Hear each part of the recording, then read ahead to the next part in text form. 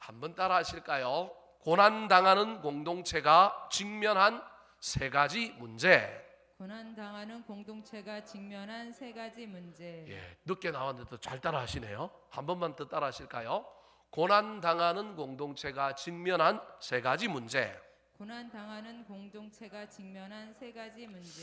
자, 우리 금요일마다 야고보서라고 하는 성경을 살펴보고 있는데 오늘은 그 5번째 시간이고 1장이 끝이 나고 2장을 지금 시작하고 있습니다. 각각의 단락이 다 독립되어 있는 것 같지만 연결되어 있고 전체적인 구조에서 자꾸 해석하려고 해야만이 논지를 잊어버리지 않고 잘 따라갈 수 있기 때문에 1장을 한번 정리를 해보려고 합니다. 야고보서라고 하는 이 편지는 초대교회 지도자였고 예수님의 동생이었던 야고보라고 하는 사도가 이스라엘 12지파, 특별히 흩어져 있는 12지파에게 보낸 겁니다. 이 말은 유대인 기독교인들을 향하여 보낸 편지다. 그런데 이들도 지금 어떤 핍박과 고난의 상황 속에서 여러 지역의 디아스포라 흩어져 있다라고 하는 것을 말하고 있습니다. 자, 1장 1절 이 편지의 수신자, 이 편지를 받는 사람들의 상황을 설명하고 있는 내용입니다. 같이 한번 읽어볼까요? 시작. 하나님과 주 예수 그리스도의 종 야고보는 흩어져 있는 12지파에게 문안하노라. 흩어져 있는 12지파라고 하는 저 이야기 속에서 주 대상이 헬라인 기독교인이 아니라 유대교 기독교인일 가능성이 많을 뿐만 아니라 그들의 삶의 자리는, 그들의 삶의 정황은 흩어져 있는 거예요. 고난이 있는 거예요. 그래서 이 야고보서의 큰 주제는 물론 행함이 없는 믿음, 즉 행함과 믿음이 어떻게 조화를 이룰 것인가에 대한 이야기로 가지만 그거보다 먼저 앞에 있는 큰 주제는 고난이라고 하는 사실이 이 야고보서의 중요한 주제라고 하는 것을 잊어버리면 안 됩니다. 자, 이 야고보서의 주제가 고난이라고 하는 이유를 2절과 12절을 보면 알 수 있습니다. 자, 2절 말씀 같이 한번 읽어볼까요?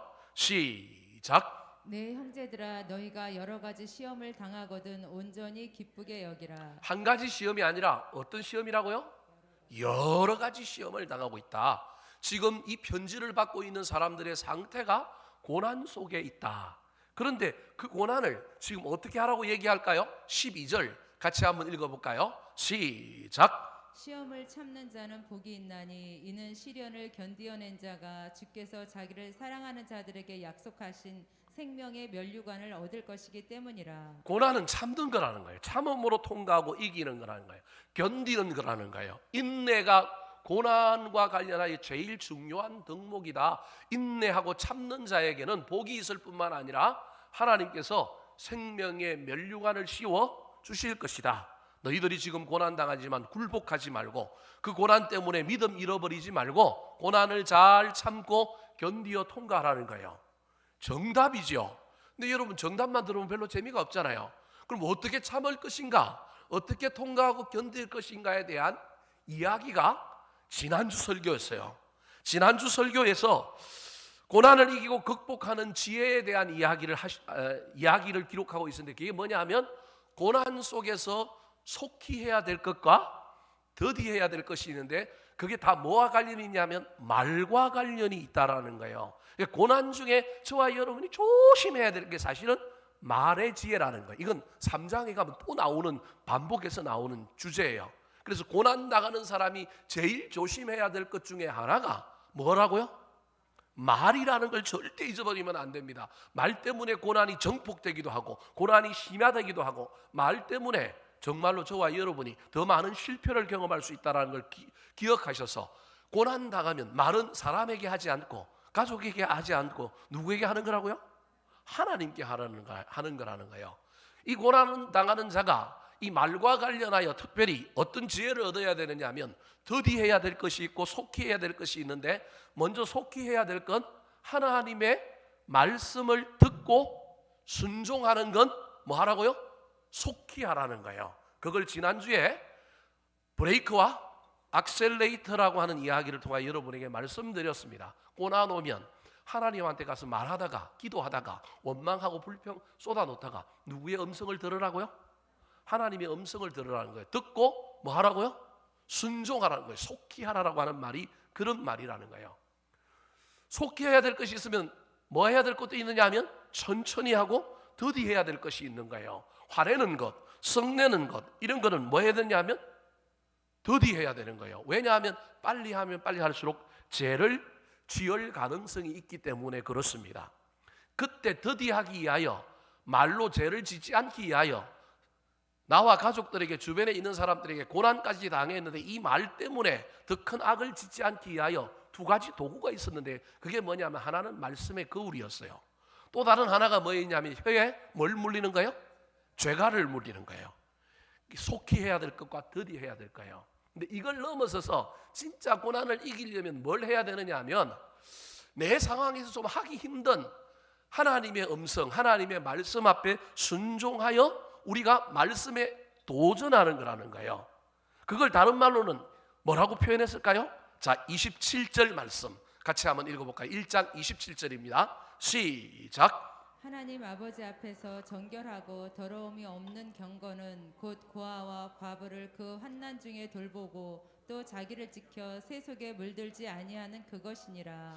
자, 고난을 이기기 위해서는 말씀을 잘 듣고 입술을 잘 재갈을 물려서 더디 말하는데, 들은 말씀은 특별히 좀 부담되는 말씀, 내 고난도 감당하기 힘든 이 상황 속에서 조금 뭔가 나한테 부담을 주는 말씀이 나한테 도전이 왔을 때 들었으니, 내가 말씀을 듣고 사는 사람이라고 한다면 들을 뿐만 아니라 도전하며 행하며 사는 것이 진짜 믿음이고, 그 믿음이 뭘 이긴다고요? 고난을 이긴다라는 거예요. 그리고 그 믿음을 뭐라고 얘기하고 있냐면 정결하고 더러움이 없는 뭐라고요? 경건이다. 그 믿음이 자기를 지켜 세 속에 물들지 않는 믿음이라는 거예요.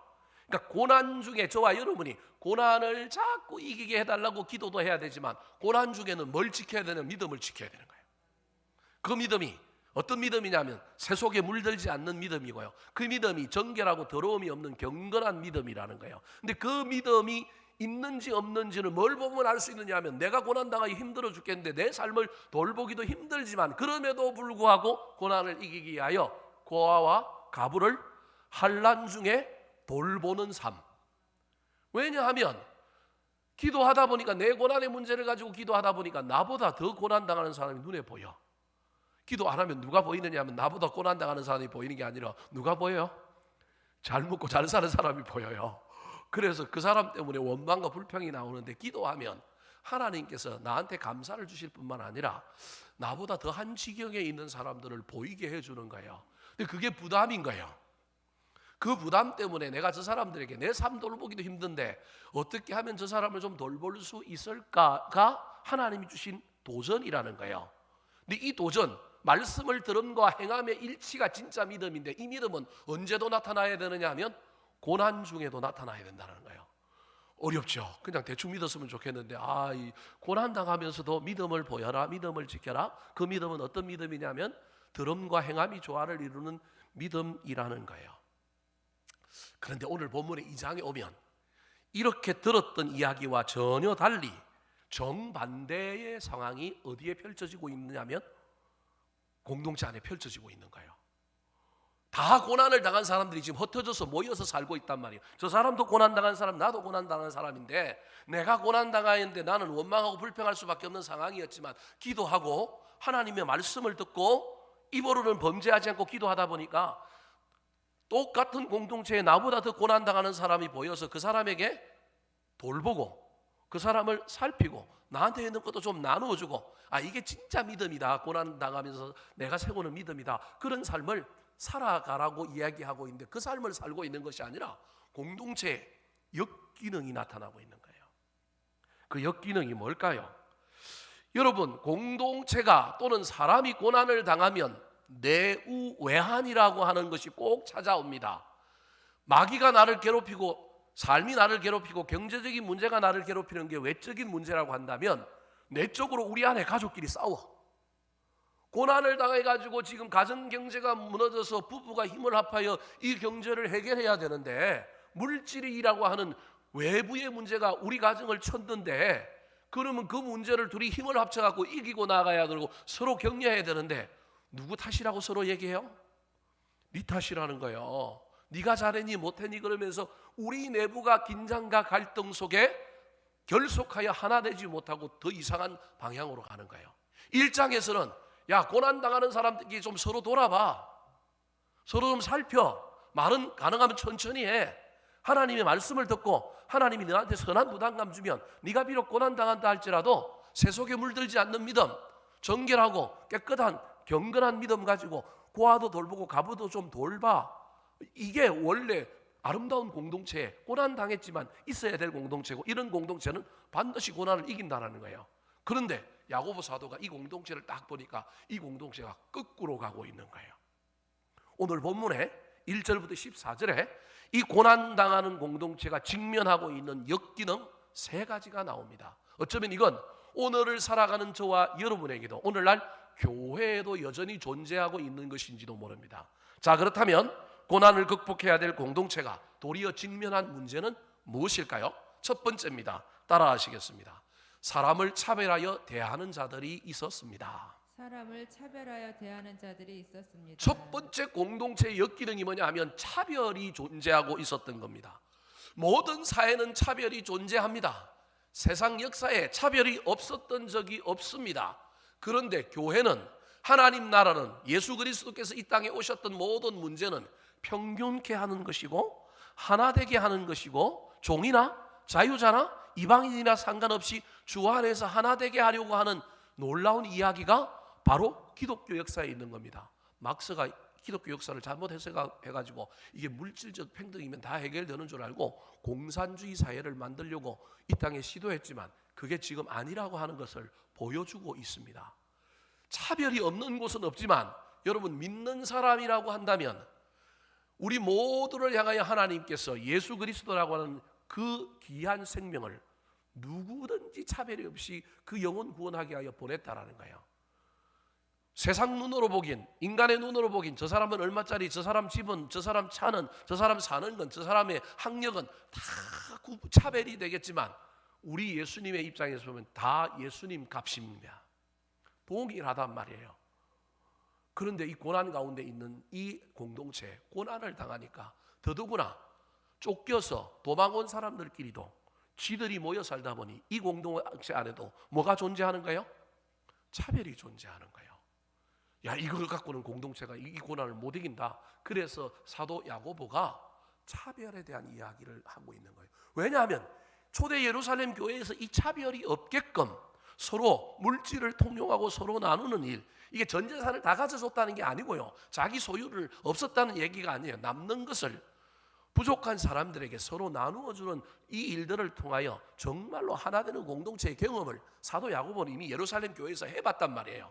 근데 고난이 깊어지고 많은 사람들이 흩어져서 또 다르게 공동체를 이루고 사는데, 이 사람들은 성령이 임하였을 때 이 공동체가 하나 되어서 차별이 없어 평등하고 평균케 되는 이 질서와 조화를 못 경험해 본 거예요. 그러니까 고난 속에 마음이 강팍해져서 서로 자기들이 살고자 하는 삶의 욕망 때문에, 또 인간이 가지고 있는 재성 때문에 그 공동체 안에 차별이 나타나기 시작했습니다.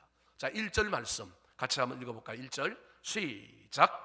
내 형제들아, 영광의 주 곧 우리 주 예수 그리스도에 대한 믿음을 너희가 가졌으니 사람을 차별하여 대하지 말라. 너희가 믿음을 가졌다고 한다면 뭐 하면 안 된다? 차별하면 안 된다. 인간이기 때문에 팔이 안으로 굽을 수도 있고 조금의 뉘앙스 차이는 있지만, 여러분 그럼에도 불구하고 법령적으로 전체적인 차원에서 저와 여러분이 늘 가져야 할 것은 차별하면 안 됩니다. 여러분, 차별과 구별을 헷갈리면 안 됩니다. 구별해야 될 것은 있습니다. 근데 구별을 차별로 자꾸 생각하면 안 되고요, 구별은 구별해야 되지만 차별과 구별은 다른 겁니다. 가능하면 구별해야 될 건 구별하지만 차별할 것은 차별하면 안 되는 것입니다. 그런데 이 차별이 사람 사는 세상에서 벌어지는 것 정도야 어쩔 수 없는 일이라고 할 수 있지만, 교회당 안에서, 예배당 안에서도 이 차별이 벌써 벌어지기 시작한 거예요. 이건 엄청난 타락이고 엄청난 세속합니다. 자, 2절 3절 말씀, 이 차별이 하나님을 섬기는 예배 가운데 들어온 겁니다. 같이 한번 읽어볼까요? 시작. 만일 너희 회당에 금 가락지를 끼고 아름다운 옷을 입은 사람이 들어오고 또 남루한 옷을 입은 가난한 사람이 들어올 때에 너희가 아름다운 옷을 입은 자를 눈여겨보고 말하되 여기 좋은 자리에 앉으소서 하고 또 가난한 자에게 말하되 너는 거기 서 있든지 내 발등상 아래에 앉으라 하면 자, 흩어져서 마을을 이루고 살았어요. 공동체를 이루고 살았는데 그 공동체에 있는 사람들이 또 모여서 예배할 수 있는 교회, 저기 해당이라고 얘기한 건 유대인들 모이는 해당을 얘기하는 것이 아니라 그 해당이라고 하는 개념을 알고 있는 사람들에게 어필하기 위하여 저런 표현을 쓰고 있는 거예요. 교회라고 보면 됩니다. 갑바도기아에 가면, 터키 성지순례 여행을 가면 그 바위에 굴을 파고 많은 사람들이 살았던 흔적들이 있는데 각각의 집들이 다 있지만 넓은 장소를 만들어 놓은 데가 있습니다. 거기는 예배당이라고 써놨어요. 그러니까 흩어져 살았지만 또 뭐 하는 곳이 있느냐 하면 함께 모여서 예배하는 곳을 만들어 놓았던 거예요. 저 해당에 예배하러 갔는데 오늘날로 치면 그냥 안내자라고 얘기합시다. 저기 누구라고 얘기를 하고 있지 않지만 그냥 안내하는 사람이, 어떤 사람이 딱 오는데 금가락지를 끄고 아름다운 옷을 입고 오는 사람이 있고, 어떤 사람이 옷을 좀 깨끗하게 남루하게 입고 오는 사람이 딱 있는 거예요. 근데 대하는 태도가 다른 거예요.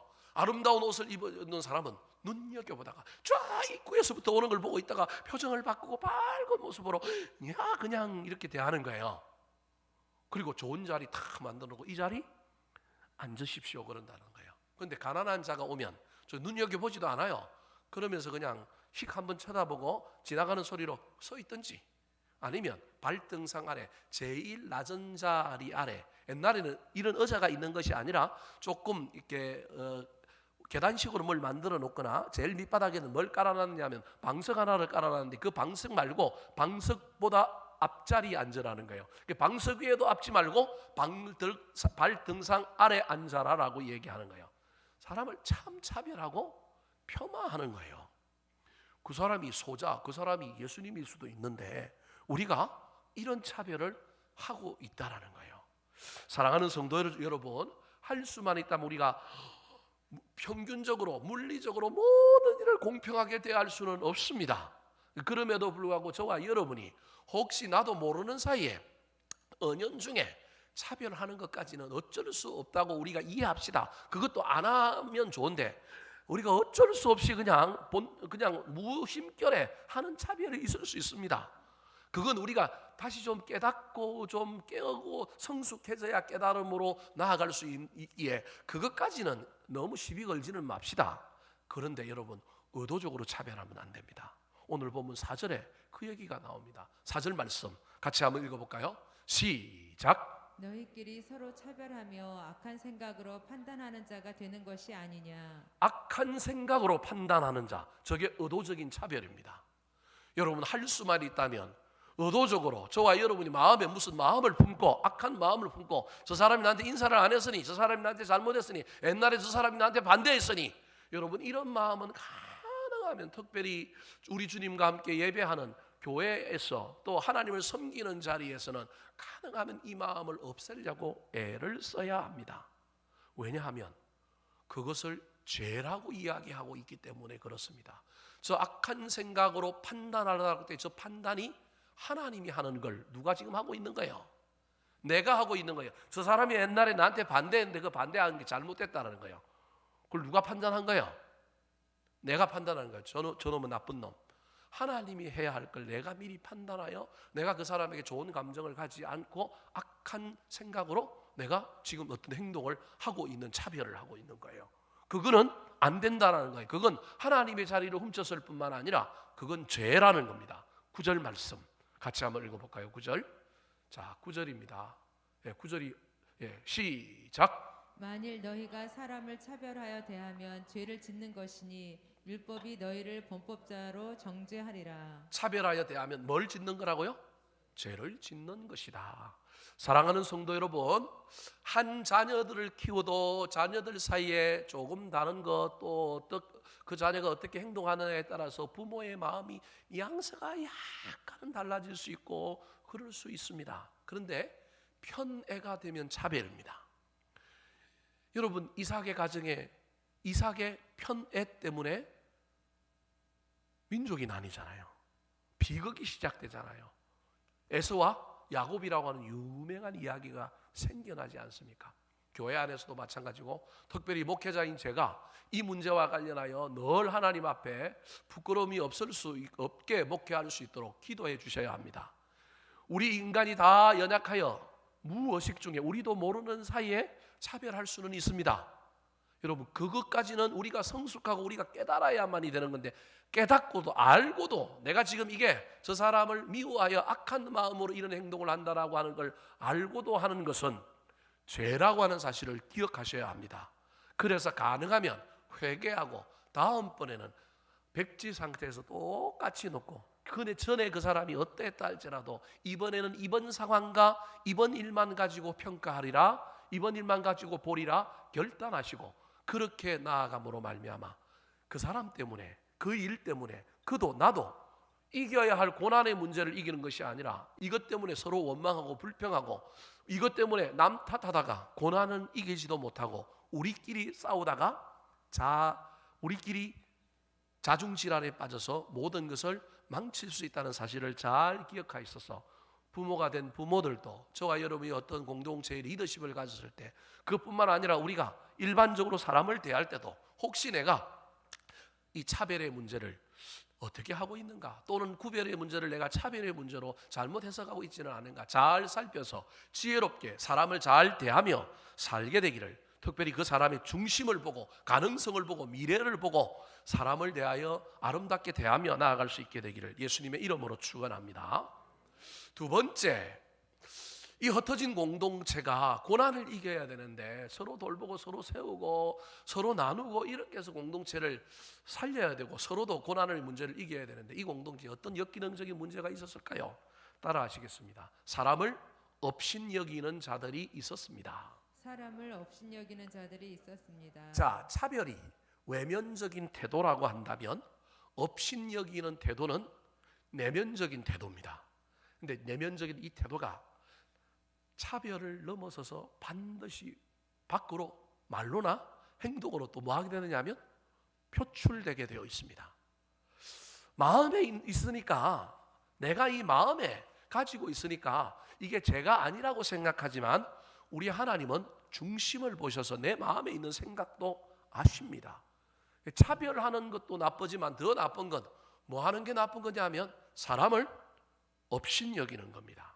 6절 말씀 같이 한번 읽어볼까요? 6절 시작. 너희는 도리어 가난한 자를 업신여겼도다. 부자는 너희를 억압하며 법정으로 끌고 가지 아니하느냐. 자, 지금 어떤 사람이 있는데 이 어떤 사람이 소위 말하는 업신여기는 자의 대상이 가난한 자예요. 근데 가난한 자 말고 뭐가 있으냐면 자기가 잘 대해줬던 누가 있어요? 부자가 있었어요. 근데 가난한 자는 업신여겼어요. 부자는 잘 대해줬었어요. 근데 나중에 살다 보니까 그 부자가 너희를 뭐 했다고요? 억압하고 법정에 나를 뭐 했다고요? 고소했다라는 거예요. 지금 무슨 말을 얘기하고 있느냐 하면 네가, 여러분 잘 들으셔야 합니다. 오해하지 말고 들으십시오. 제가 잘못 이야기하면 여러분들이 역기능을 발휘할까 봐 제가 그러는 거예요. 지금 제가 무슨 말을 하려고 하느냐 하면 인간은 누구를 대하든지 간에 여러분 인간은 배신을 당하고 고통을 당하고 고난을 당할 수밖에 없습니다. 가난한 자를 가난하게 대하지 않고 잘 대해줘도 부자를 내가 뭐 큰 이익을 보려고 한 것이 아니면서도 내가 그냥 부자를 저 사람 이미지가 좋으니까 잘 대해줬어도 사람은 누구나 다 속을 수 있고 누구나 다 억울한 일을 뭐 할 수 있다고요? 당할 수 있습니다. 그게 누구예요? 누가 그 경험을 먼저 하셨습니까? 예수님이 그 경험을 했다니까요. 제가 무슨 이야기를 하려고 하느냐 하면 이왕 그럴 바에야 할 수만 있다면 누굴 더 잘해주는 게 좋다고요? 네, 여러분 머리를 잘 굴려야 합니다. 여러분 우리는 세상 속에서 쏟고 살고 있는 거예요. 내가 잘 대해주면 그 사람이 나를 잘해줄 거다. 처음에는 잘해줍니다. 목사들 사이에 유명한 이야기가 있습니다. 자기가 부임할 때 제일 먼저 자기를 차 태워주고 모셔갔던 장로님이, 우리 교회 장로님은 그런 분 없습니다. 여러분 오해하지 말고 들으십시오. 그 장로님이 나중에 자기를 쫓아낼 때 제일 뭐 하는 사람이라고요? 앞장서는 사람이다. 이게 목회자들 사이에 흔히 유행하는 이야기입니다. 이게 무슨 말이냐 하면 초장에 자기 잘 대해주는 사람, 그 사람한테 막 그냥 넘어가갖고 간도 썰개도 빼주고 막 그 사람 이야기만 듣고, 틀린 이야기인데도 그 사람 이야기만 듣고, 그 사람이 나한테 잘해준 것 때문에 뭐 그 사람에 맞춰서 목회를 하면 안 된다는 얘기라는 거예요. 그 사람이 나중에 자기를 반대하고 자기를 해방 놓는 일에 앞장설 수 있다는 거예요. 그럼 이 얘기를 어떤 특정한 사람이나 어떤 직분에 대한 이야기로 받아들이면 안 되고, 세상 삶에 있어서 저와 여러분이 늘 겪는 게 이런 거예요. 열심히 가난한 사람 도와줬는데도 가난한 사람 그 공도 모를 때도 있고요. 내가 부자를 잘 대해주고 그 뭐 부자한테 뭘 받아먹기 위해서 한 것도 아니고 그냥 그 사람이 뭐 이미지도 좋고 그러니까 잘 대해줬는데 그 사람이 나한테 나중에 잘해준다는 보장이 없어요. 인간은 그런 거예요. 제가 인간을 너무 믿지 말라는 얘기가 아니고요. 인간은 그런 존재라는 거예요. 그러면 어차피 다 배신을 당하고 어차피 다 어려움을 겪는다고 한다면 여러분, 누구한테 잘해야 기독교적인 정신을 가지고 있느냐면 약한 자, 가난한 자에게 잘해주는 게 맞다라는 거예요. 그런데 오늘 본문에 나오는 사람이 반대로 한 거예요. 가난한 자는 뭐 하고요? 어심 여기고, 부자는 잘해줬는데 부자가 어떻게 했다고요? 나를 억압하고 어디로 끌고 갔다고요? 법정으로 끌고 갔다라는 거예요. 저 부자를 누구로 해석할 것인가에 대한 이야기가 여러 성경학자들의 논란인데, 하나는 1차 로마라고 해석하는 경향이 있는가 하면 저 부자가 나중에 하나님이라고 해석하는 성경학자들도 있습니다. 너무 복잡하니까 그 얘기는 안 하도록 하겠습니다. 일단은 저와 여러분이 어떤 일을 대할 때 있어서 어떤 걸 기대하고 어떤 반대급부를 가지고 사람을 대하는 것 자체가 잘못됐을 뿐만 아니라 뭘 받을 거라고 생각하지 말고, 우리는 기본적으로 대가와 상관없이 반대급부와 상관없이 섬기는 자인데, 할 수만 있다면 연약한 자, 약한 자를 잘 대해주어야 한다는 거예요. 왜 그럴까요? 5절 말씀 같이 한번 읽어볼까요? 5절 시작. 내 사랑하는 형제들아 들을지어다. 하나님이 세상에서 가난한 자를 택하사 믿음에 부요하게 하시고 또 자기를 사랑하는 자들에게 약속하신 나라를 상속으로 받게 하지 아니하셨느냐. 자, 저기 보십시오. 두 가지 개념이 나오는데, 하나님이 이 세상에 부한 자를 택한 게 아니라 누굴 택하셨다고요? 약한 자, 가난한 자를 택한 거예요. 강한 자를 택하면 지들이 잘나서 택했다고 자꾸 주장하니까, 하나님은 약한 자를 택하여 강한 자를 부끄럽게 하시는 분이 누구냐면 우리 하나님이라는 거예요. 그럼 저와 여러분이 하나님의 아들이라고 한다면, 하나님의 자녀라고 한다면 우리도 자기 아버지를 닮아야 되지 않겠습니까? 뭐 잘 사는 사람, 이런 사람 대하지 말라는 얘기가 아니라 하나님의 성품이, 하나님이 가지고 있는 품성이 약한 자를 들어서시는 분이라는 거예요. 근데 그 사람에게 믿음을 뭐하게 했다고요? 부요하게 했다는 거예요. 사실은 알고 보면 지금 나는 지금 가난한 자와 부한 자 사이에 끼어 있지만 사실 나는 처음에 어떤 자였다라는 거예요? 가난한 자였다라는 거예요. 근데 그런 나를 하나님이 선택해 주셔서 믿음의 뭐한 자가 되게 해주셨다고요? 부유한 자가 되게 해주셨는데, 믿음이 부요해지니 하나님이 내 삶도 어느 정도 감당해 주셔서 삶에도 부요를 주셨는데, 삶의 부요가 찾아오는 순간에 무슨 부요는 사라졌느냐 하면 믿음의 부요는 사라지고 삶의 부요만 남아가고, 이 부요를 가지고 가난한 사람들을 돕는 데 써야 되는데 가난한 사람을 돕는 데 쓰지 않고 부한 자들에게 아부하고 부한 자들을 잘 대하는 데 쓰는 사람. 그래서 나는 믿음의 부요만, 삶의 부요만 남아있고 지금 현재 나는 뭐가 사라진 사람이에요? 믿음의 부요가 사라진 사람이라는 거예요. 그런데 보십시오. 믿음의 부요가 사라지지 않는 사람, 그 사람을 설명하는 게 또 자기를 사랑하는 자들에게 이렇게 표현하고 있습니다. 이 사람은 가난한 자였다가 하나님의 선택을 받아서 믿음의 부요함을 받은 사람이었는데, 이 사람은 이 믿음의 부요함을 받아서 교만해지지 않고 겸손함으로 하나님을 사랑했더니, 하나님 나만 사랑하지 말고 누구도 사랑해라? 가난한 자도 사랑해라. 여러분, 하나님 사랑하면 하나님이 그 말을 한다니까요. 여러분, 저는 그런 얘기를 자주 들어갖고 그 말을 순종하기가 힘들어갖고 얼마나 맨날 고민하는지 모릅니다. 하나님 저한테 맨날 그런 얘기를 얼마나 많이 하시는지 모릅니다. 하나님 사랑한다고 고백하니까 하나님이 난 좀 덜 사랑해도 되니까 네가 다른 사람을 좀 사랑해. 저기 하나님을 사랑하는 자라고 하는 이 이야기가 믿음의 부요를 가지고 있는 사람인 거예요. 자기 소유의 부여뿐만 아니라 그 부여를 흘러 보내는 사람, 그 사람에게는 뭘 준다고요? 약속하신 나라를 상속으로 받게 해주시는 분이 누구냐? 하나님이라는 거예요. 저기서 저와 여러분이 생각해 봐야 될 것이 있습니다. 나한테 지금 믿음의 부요가 있는가? 다르게 얘기하면 이 믿음의 부요가 있는 사람은 뭐가 있는 사람이냐면 하나님 사랑이 있는 사람이요, 하나님 사랑이 있는 사람은 하나님 사랑만 있는 것이 아니라 뭐가 있다고요? 동시에 사람을 사랑하는 사랑이 있는 거예요. 그 사랑으로 나보다 좀 못한 사람, 좀 더 연약한 사람, 그 사람을 돕는 거예요.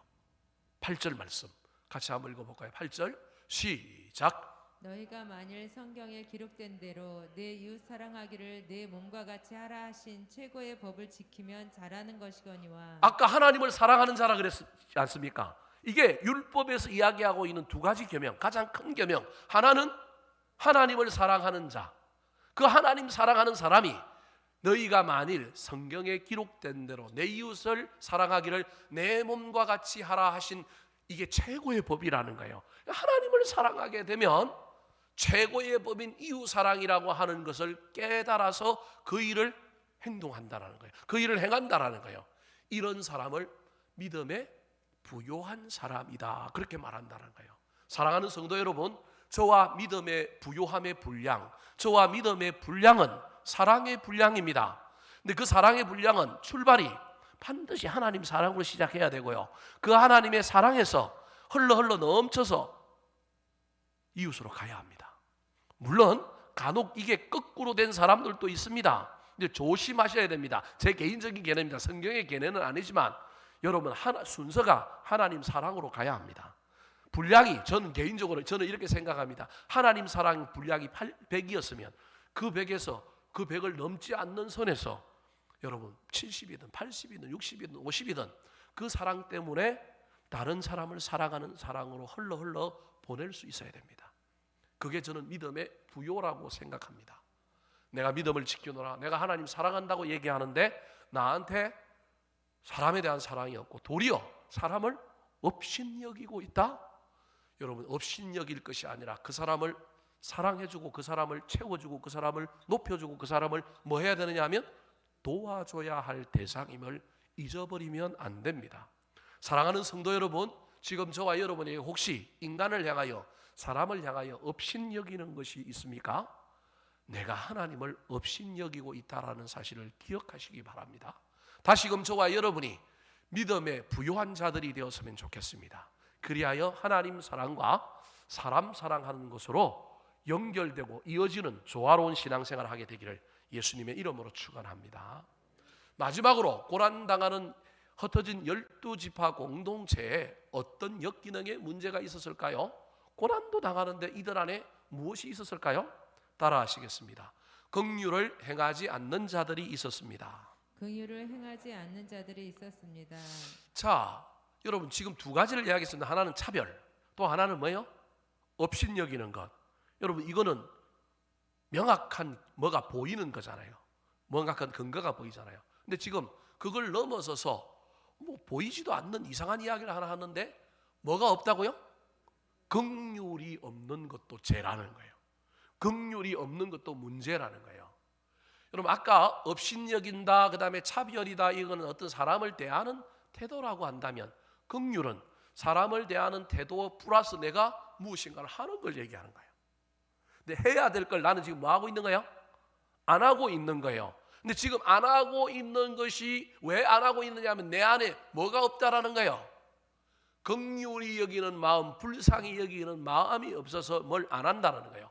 여러분, 뭘 이제 한다 안 한다 그러니까 자꾸 이제 물질적인 문제로 여러분 이해하는데요. 여러분, 기독교 최고의 하는 건 기도해 주는 거예요. 기독교 최고의 일은 기도해 주는 거예요. 여러분, 자꾸 돈으로 뭘 주고 뭘 하는 것도 중요하지만 그것보다 더 귀한 것이 있는데 그게 뭐라고요? 기도하는 거예요. 기도. 또 다른 하나는 정말로 마음으로 애달바하고 마음으로 긍휼히 여기고 마음으로 불쌍히 여기는 거예요. 물론 불쌍히 여기면 뭔가를 하게끔 되어 있지만 안 해도 좋아요. 여러분, 우리 마음속에 사람을 향하여 불쌍히 여기는 마음만 가득 차고 그를 향하여 울어주고 안타까워하고 조마조마하고 뭔가를 막 어떻게 됐나 궁금해하고 안달을 하고 여러분 이게 긍휼이라니까요. 이 긍휼의 또 다른 하나가 이제 물질을 도와줄 수도 있고 찾아갈 수도 있고 만날 수도 있고 위로할 수도 있고 이거 다양한 겁니다. 제일 중요한 건 기도하는 거고 내 마음에 상대방을 얼마나 마음에 품느냐. 품었더니 그 다음에 어떠한 것을 하느냐는 그 다음 단계라는 겁니다. 이 긍휼의 마음이 없는 것 이게 뭐냐면 이게 죄라는 거예요. 그러면서 10절부터 12절에는 잘 이해가 안 되는 말들을 쭉 하고 있는데 그 내용을 요약하면 이런 거예요. 네가 율법을 지킨다고 한다면서 말씀을 따른다고 한다면서 네가 지금 간음은 안 했는데 뭘 했다고요? 간음하지 말라 하시니가 또한 살인하지 말라 하셨는데 내가 살인은 안 했어요. 그런데 마음에 음욕을 품고 마음에 사실은 뭘 한 거예요? 간음을 한 거예요. 그러면 살인이라고 하는 드러난 큰 죄는 안 지었기 때문에 나는 어렵고 나는 괜찮다고 생각하지만 중심을 보시는 하나님 입장에서는 네가 이미 마음에 간음을 품었기 때문에 넌 뭐 한 자냐면 죄를 지은 자라는 거예요. 지금 무슨 얘기를 하려고 하냐면 우리가 흔히 생각하고 있는 죄의 관점, 우리가 생각하고 있는 흔히 사랑의 관점에서 사랑은 뭘 자꾸 하는 거고 이런 거라고 생각하는데 하나님이 지금 말하고 싶어 하는 것은 모든 것의 시작, 모든 것의 출발은 마음에 뭘 품는 거라는 거예요? 긍휼을 품는 거라는 거예요. 그래서 다른 걸 다 해도 긍휼한 마음이 없는 것은 아무것도 안 한 거다라는 거예요. 다른 모든 것을 했다 할지라도 긍휼이 없으면 안 한 거다, 그 얘기를 지금 하고 싶은 거예요. 그래서 공동체 안에 제일 중요한 건 서로가 서로를 향하여 불쌍히 여기고 긍휼히 여기는 마음, 그 마음 때문에 바라보는 눈길이 다르고 그 마음 때문에 염려하는 마음이 있고 그 마음 때문에 기도하고 그 마음 때문에 소식을 묻고 이게 서로 고난을 이기고 서로 격려하고 서로 세워간다는 거예요. 근데 이게 사라져버리면 메말른 공동체가 된다는 거예요. 그 메말른 공동체를 향하여 야고보 사도가 이런 엄중한 말씀을 하고 있습니다. 자, 13절 말씀 같이 한번 읽어볼까요? 시작. 긍휼을 행하지 아니하는 자에게는 긍휼 없는 심판이 있으리라. 긍휼은 심판을 이기고 자랑하느니라. 긍휼을 행하지 않는 자에게는 긍휼 없는 심판이 임하지만 긍휼은 뭘 이긴다고요? 심판을 이기고 자랑한다. 그런 말씀을 지금 하고 있는 겁니다. 지난주 당회 때 우리 사순절 절제헌금 할 거냐 말 거냐 요즘 코로나 때문에 어렵고 그러는데 예산으로는 수입 항목으로 잡았지만 교인들한테 사순절 헌금 매번 해왔지만 왜냐하면 또 부활절 헌금이 또 연이어서 있는데 부담이 될 수 있는데 장로님들 어떻게 했으면 좋겠습니까? 라고 우리 장로님들하고 의논했더니 그럼에도 불구하고 우리가 해왔으니까 어려울수록 그래도 뭐 적게 들어온 한이 있더라도 사순절 절제 헌금을 좀 하자라고 하는 의견이 모아져서 이번 주에 사순절 절제 헌금에 대한 광고가 나가고 매년 했던 것처럼 우리 사순절 기간에 좀 절제하고 좀 줄이고 좀 아낀 것들을 헌금해서 그걸 외부로 좀 내보내려고 합니다. 어디로 내보낼까 만약에 하게 된다면 그런 기도하는 가운데 저한테 든 마음 그리고 주변에 이제 듣는 이야기들 중에 하나가 코로나19 때문에 우리 선교사님들이 그 나라 상황이 도저히 안 되고 있을 수가 없고 뭐 이런 상황들 속에서 선교사님들이 한국으로 많이 들어왔습니다. 우리 교회가 후원하는 선교사도 2가정이 지금 한국에 들어와 있는데 선교사들이 한국에 들어오면 참 어려운 일들이 많이 있습니다. 뭐 잠깐 있다가 가는 건 괜찮은데 지금 이 코로나 사태 때문에 적어도 장기간 뭐 한 6개월 정도까지는 있어야 되고 국내 그쪽 상황을 봐야 되고 비행기 노선도 좀 봐야 되고 열리는지 안 열리는지도 봐야 되는데 본가가 있는 분들은 그러니까 아직 부모님들이 살아 계시고 부모님들이 본가가 계신 분들은 어디 가서 지내면 돼요? 본가에 가서 지내면 돼요. 근데 그렇지 않은 선교사님들은 난감한 거예요. 선교사님들이 보통 한국에 들어오면 어떻게 지내는지를 제가 여러분에게 설명을 해드릴게요. 뭐 자기 집이 뭐 여기 있는 사람들은 거의 없어요. 자기 집이 있는 사람 없고 친척 집을 전전하거나 선교에 열려 있는 교회들은 게스트하우스를 가지고 있어요. 선교관이라고 하는 걸 갖고 있는데 여러분 가보면 사람 살 때는 사실은 못 돼요. 원룸에 뭐 있느냐면 그냥 싱크대에 있는 거예요. 밥을 제대로 해 먹을 수 있는 공간이 아닌 경우도 허다해요. 하여튼 그나마 그 게스트하우스라도 있으면 괜찮은 거예요. 그 게스트하우스 있는 교회를 들어오기 전에 미리 막 이제 살펴보고 신청서를 써요. 신청서를 써갖고 비어 있으니까 그래서 우리나라에 저는 선교 게스트하우스가 있는 교회들을 많이 알아요. 왜냐하면 선교사님 들어오기 전에 뭐 저한테 뭐 요청을 하거든요. 이번에 들어가 있는데 있을 곳이 없는데 좀 알아봐 달라. 너 얼마 있을 거냐 물으면 얼마 있을 건데. 그래서 이제 몇 개 게스트하우스를 교회 게스트하우스를 딱 해보면 비어 있어서 야 거기 비어 있다니까 너 빨리 넣어라. 내가 넣을까 네가 넣을래. 뭐 이렇게 해서 원서를 넣으면 그쪽에서 회신이 와요. 언제까지 있을 수 있습니다. 그렇게 와요. 근데 문제는 너무 많이 선교사님들이 지금 들어온 거예요. 들어오니까 누가 우선순위냐면 자기 교회에 파송한 선교사가 우선인 거예요. 그러니까 이따가 어떻게 해야 돼요? 그 교회 선교사님이 오면 또 어쩔 수 없이 쫓겨나야 되는 거예요. 그 모텔을 전전하시는 선교사님들도 있고, 그나마 지금 좋은 일을 하는 몇 개 교회들 중에 소위 말하는 수양관 있잖아요. 수양관이 요즘 안 하잖아요. 그러니까 이걸 열어주는 교회들이 좀 생겼어요. 얼마나 감사한지 몰라요. 지난달까지만 해도 선교사님들이 소위 말하는 국내에서 떠돌아다니는 선교사님들이 얼마나 많았는지 모릅니다. 제가 너무 안타깝고 야 우리 집에 올래? 야 우리 교회 저기 지하에 좀 어떻게 뭐 이런 데서 좀 살아볼래? 이런 얘기까지 했던 분들이 있어요. 그나마 다행인 건 사랑의 교회 안성수양관을 오픈을 했는데 거기 객실이 꽤 크거든요. 다 차버렸어. 그러니까 선교사님들이 떠돌아다니는 선교사님들이 지금 너무 많은 거예요. 국내로 많이 들어왔는데 코로나 때문에 많이 들어왔는데 있을 분들이 없는 거예요. 자, 주거가 해결돼도 그 다음에 이제 무슨 문제가 해결이 되느냐면 물론 선교비 후원이 있어서 그 선교비를 가지고 그 나라에서 살면 그 돈이 값어치가 있어서 충분히 살아내는데 이미 들어오는데 항공기 값으로 많이 썼단 말이에요. 그 국내에서 살아야 되는데 맨날 자기 아는 목회자 찾아가서 밥 얻어먹고 뭐 이런 것도 그것도 벼룩이 낯짝이 있지. 그것도 한두 번이지 장기간 오래되면 힘든 거예요. 그래서 제가 아는 선교사님 한 분한테 전화했더니 야, 뭐 먹고 지내느냐 하면 라면과 햇반으로 지낸대요. 그래서 내가 라면 2박스 보내줄까 하니까 진린데. 예? 지금 제가 무슨 얘기를 하려고 하느냐 하면 우리 교회 이제 사순절 절제헌금 이번에 이제 그분들한테 좀 썼으면 좋겠다. 이야기를 듣는데 너무 그런 거예요.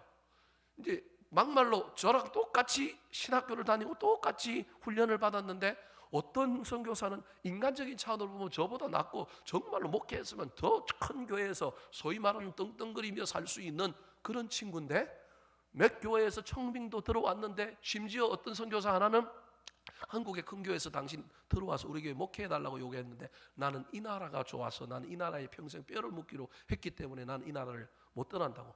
그리고 그 나라를 안 떠나려고 그랬는데 이번에 쿠데타가 나는 바람에 어딘지 알겠죠? 그 나라에서 직접 나오는 비행기가 없어갖고 뭐 어떻게 하고 태국으로 갔다가 태국에서 이번에 들어오는데 이분은 들어오면서 그 나라를 안 떠나고 싶었는데 도저히 위험하니까 눈물을 흘리면서 자기가 그 나라를 배신했다라고 하는 생각 때문에 막 이 선교사님 마음이 막 지금 막 황폐화되어 있는 거예요. 야, 너 다시 들어가서 더 열심히 하면 되지.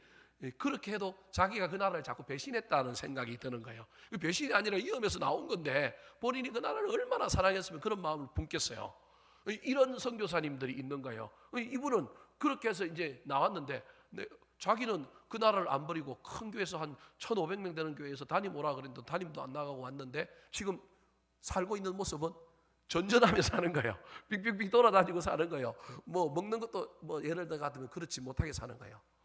참 그래서 좀 어렵다 그런 생각을 가지면서 우리가 다 할 수는 없지만 우리 교회에서 파송했는데 지금 현재 들어와 있는 우리 교회에서 협력하고 있는 선교사님 중에 들어와 있는 2명의 선교사님에게는 한 분은 6월 달까지 지금 이제 한국에 있다가 들어가려고 하고 있고 한 분은 상황이 지금 어떻게 될지 지금 모르는 상황이라서 언제를 기약할 수 없지만 우리가 그렇다고 해서 다 책임질 수 있는 상황은 아니니까 헌금이 모이는 대로 그 헌금의 절반씩 나누어서 두 선교사님을 국내에서 주거하고 정착하는데 쓰는 비용으로 헌금해야 되겠다 그런 마음을 가집니다.